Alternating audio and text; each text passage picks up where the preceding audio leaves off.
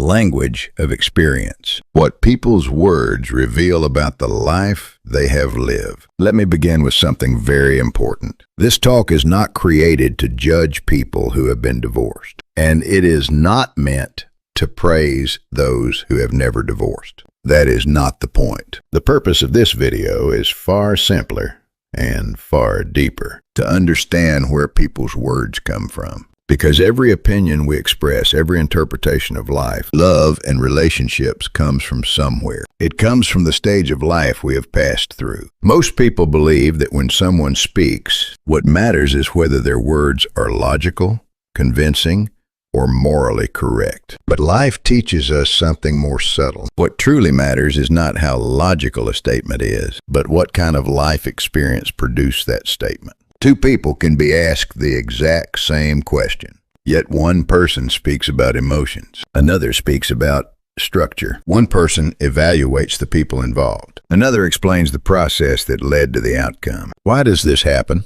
Not because one person is more intelligent, not because one person has read more books. The difference comes from something deeper, the depth of the world they have lived in, and the stages of relationships they have personally passed through. The bardo of relationships. There is a fascinating idea in the ancient spiritual text, the Tibetan Book of the Dead. In that text, it is said that when a human being dies, they do not immediately enter another life. Instead, they pass through an intermediate state called bardo. A bardo is a transitional realm, a psychological and spiritual space between one reality and the next. But what is fascinating is this. Bardo does not only exist after death. We experience it many times during life itself. Whenever a relationship collapses, whenever love transforms from illusion into reality, whenever the world we believed in suddenly changes, we enter a kind of psychological bardo, a moment between who we were and who we will become. Divorce for many people is one of those moments. Whether consciously or unconsciously, people who have gone through divorce have passed through at least one such bardo in relationships. That is why their language often changes. They no longer speak about relationships the way they once did. A very simple question. Today I want to explore this difference using one very simple question. Imagine asking a future daughter-in-law this. When you look at divorce cases around you, what do you think is the saddest part? It seems like a small, innocent question, but surprisingly, the answers often reveal whether someone has experienced the deeper realities of marriage or not. Let's look at several typical responses. The language of people who have experienced divorce. People who have experienced divorce tend to answer this question in a surprisingly consistent way. They rarely begin with emotions. Instead, they talk about life structure. 1. It's sad when love still exists, but daily life doesn't work anymore. This answer contains an important assumption. It assumes that marriage is not sustained by love alone. People who say this have already learned through lived experience that love and life are not always aligned. In dating, the language of relationships is emotional. But in marriage, the language changes. It becomes the language of daily life, schedules, finances, responsibilities, expectations. People who have gone through divorce understand something painful. Relationships do not always end because love disappears. Sometimes they end because the structure of life becomes unbearable. This perspective shifts attention away from emotional failure and towards structural breakdown. 2.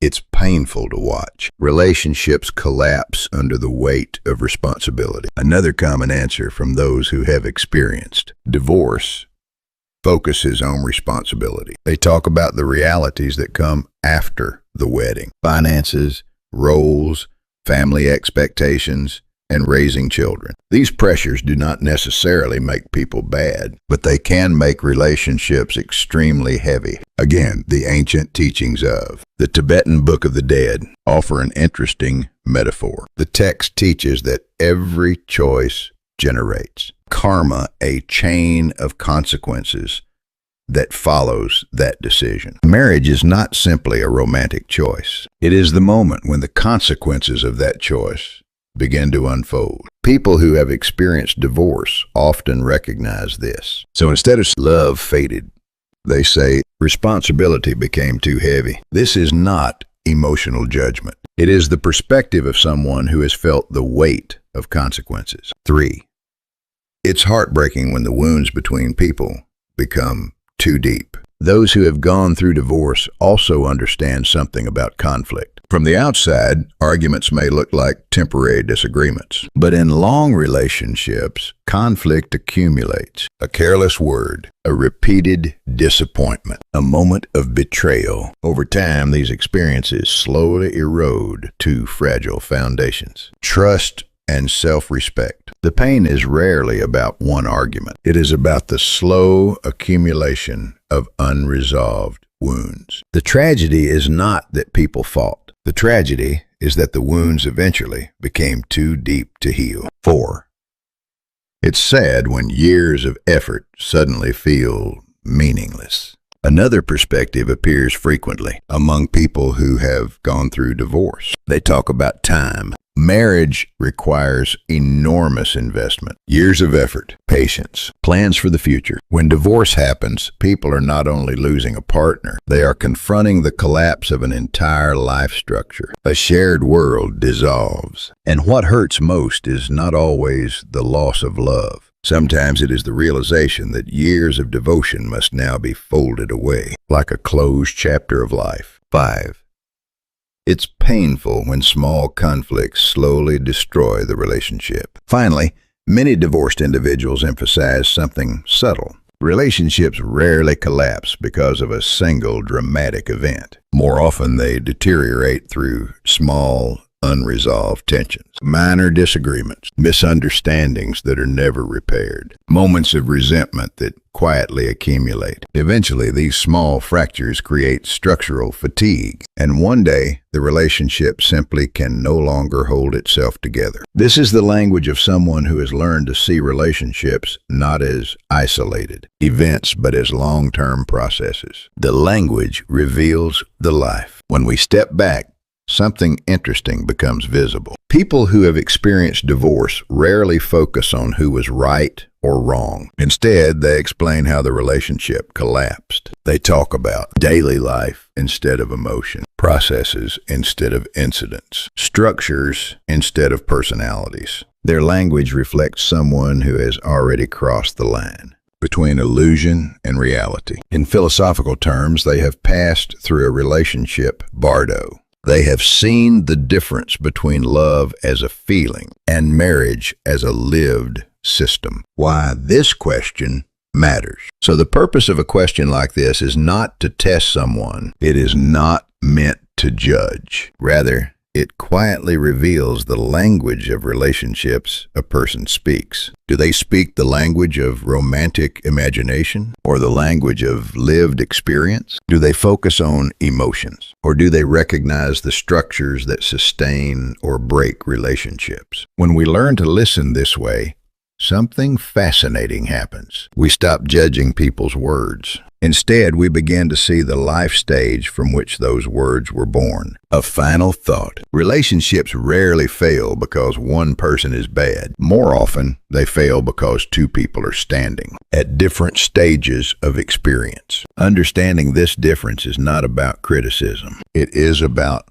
wisdom. Because when we learn to hear the experience behind the words, we begin to see people and relationships with much deeper clarity. If this lecture gave you a new way of thinking about relationships, please consider subscribing, sharing, and leaving a comment. Because conversations like this are not about judging human failure. They are about learning how human understanding evolves through experience. What relationship failure teaches us about human understanding. In the previous part of this talk, we explored an interesting idea. When people speak about relationships, they are not simply expressing opinions. They are revealing the stage of life they have passed through. Two people can hear the same story of love, conflict, or divorce, yet describe it in completely different ways. Some speak about emotions. Others speak about structure. Some focus on who was right or wrong. Others describe the invisible process that slowly led to the collapse. And the difference is not intelligence. It is experience. Once we begin to recognize this,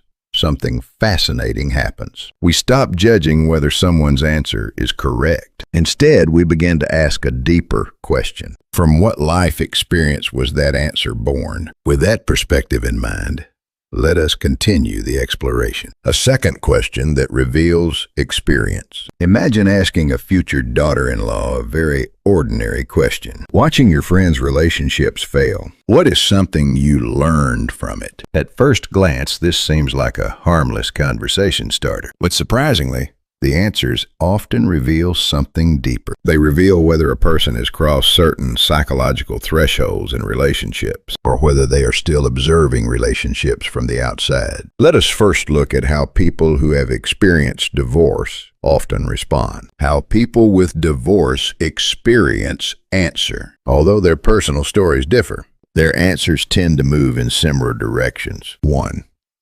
I learned that love alone cannot sustain a relationship. This statement does not deny the importance of love. Rather, it reflects the recognition that love can initiate a relationship, but it cannot always sustain it. People who have experienced divorce have already confronted a difficult truth. Love can remain present even when a relationship becomes impossible to maintain. What collapses is often not emotion, but the structure of shared life. Marriage introduces responsibilities, routines, economic realities, and social roles. Over time, these forces shape the relationship far more than romantic feeling alone. So when someone says this sentence, they are not speaking about theory. They are speaking from the far side of experience. 2. I realized how important daily habits and responsibilities are. Another common response shifts attention away from dramatic events. Instead of describing a single fight or betrayal, people often talk about everyday life, small habits, repeated misunderstandings, different rhythms of living. People who have gone through divorce often recognize that relationships rarely collapse because of one catastrophic moment. More often, they weaken gradually through small but persistent incompatibilities in daily life. The collapse begins quietly, in routines, in expectations, in responsibilities that slowly fall out of balance. 3. I learned that avoiding conflict only makes it worse. Those who have lived through the breakdown of a marriage also understand something about conflict. Many people believe the goal of relationships is to eliminate conflict entirely, but experience teaches something different. Conflict that is avoided does not disappear. It simply moves underground. And when problems remain unspoken for long enough, they accumulate emotional pressure. Eventually, what might have been a small disagreement becomes something far more difficult to repair. So people who have experienced divorce often say this: the danger is not conflict itself. The danger is silence. 4. I realized you cannot change someone's fundamental nature. Another shift in perspective often appears in their answers. People who have experienced divorce frequently speak about accepting differences, but the deeper meaning behind their words is not simply tolerance. It is the recognition that many differences between people are not problems to be solved. They are conditions that must be accepted from the beginning. Early in relationships, people often believe love will transform differences, but experience teaches a different lesson. Certain differences are permanent, and if they cannot be lived with, the relationship will eventually break under their weight. 5.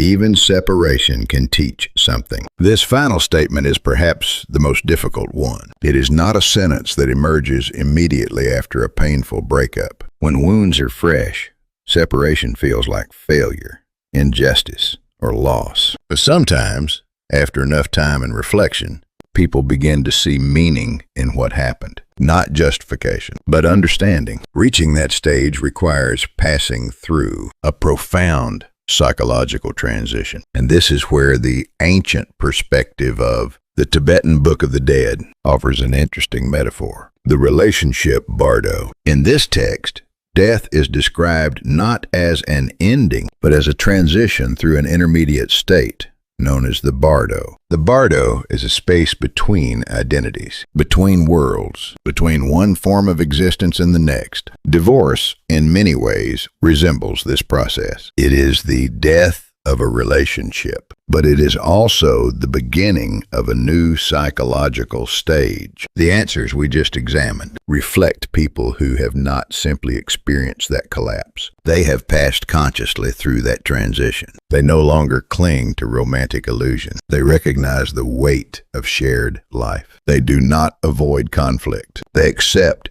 human difference. And sometimes they can even transform loss into understanding. For that reason, when these individuals answer questions about relationships, they rarely speak only about feelings. They speak about structures, about patterns, about processes, and in their language, the marks of experience become visible. How people without divorce experience often respond. Now let us turn to the other side. When people who have not experienced divorce hear the same question, watching your friends' relationships fail, what did you learn? Their answers often reveal a different psychological framework. For example, I realized relationships require better communication. Here, the collapse of a relationship is interpreted primarily as a skill problem. The assumption is that with better communication, understanding, or emotional intelligence, the relationship might have survived. This reflects a belief that relationships are fundamentally manageable systems. Understanding your partner is the most important thing. Another common response frames relationship